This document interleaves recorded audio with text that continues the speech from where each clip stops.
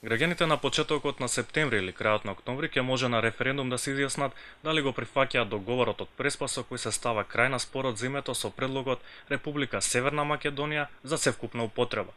Уште сега постојат дилеми дали референдумот треба воопшто да се одржи, како истиот да се формулира или пак да се бойкотира за да не успеа. Тони Милошевски на Фейсбук смета дека договорот не е најдобар, но е најдобар што може да биде.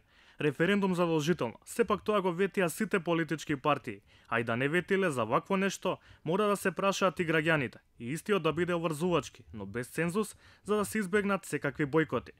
Александра Кардула има став. Референдумот е демократски институт и зашто и да е, секогаш сум за референдум. Александар Ристевски со спротивно мислење образложува: да, очекувам референдум кој не би бил консултативен, туку обрзувачки, и истиот сметам дека треба да се бойкотира. Исто како што некој го бойкотираше референдумот против територијалната поделба во 2004 година. Како беше мантрата: некои прашања не заслужуваат одговор. Виолета Праматарова Христова дава поддршка за предлог договорот и без референдум. Редно беше да се реши овој проблем кој земјата ја уназади со години. Народот го подели, а криминалот, корупцијата и партиската припадност и неказнивоста се третираа како позитивни вредности. Дајте да заличиме на модерна и демократска држава. Доста беа политики и делби. Горан Андонов пак е незадоволен од договорот за кој ова е двојна победа за Грција, која нема големи обврски, а целиот товар е на македонска страна. Севкупно гледано, Македонија ќе излезе како губитник, бидејќи досега Грција не ги почитувала договорите, па не ми се верува дека ќе го почитува и овој. На Твитер, како и вообичаено, има многу иронични забелешки, дискусии, па така и мислењата се поделени.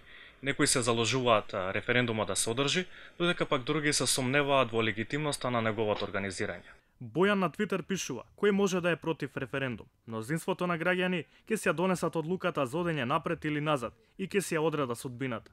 Хошимин пак пишува: не прифаќам ништо освен уставното име Република Македонија. Ристо разбира со свој став: референдум е инструмент со кој големите партии ќе ги натераат луѓето да гласаат по наредба, за да ги измијат рацете од одговорност и да ја префрлат врз народот. Чекам да ме прекрстат пак пишува: според мене, за промена на името не сме да се распише референдум од причина што може да се изманипулира. Ова не е пазар, вели тој. Џорџ вели: немаме став, ќе си седиме дома. Дома никој нема да ми каже како се викам, а најмалку Зоран Заев. Ќе си седиме дома или во кафанче за референдумот. Ова беа главните поинти на гледачите кои ги повикавме да коментираат на страниците на социјалните мрежи на топ тема на ваша страна.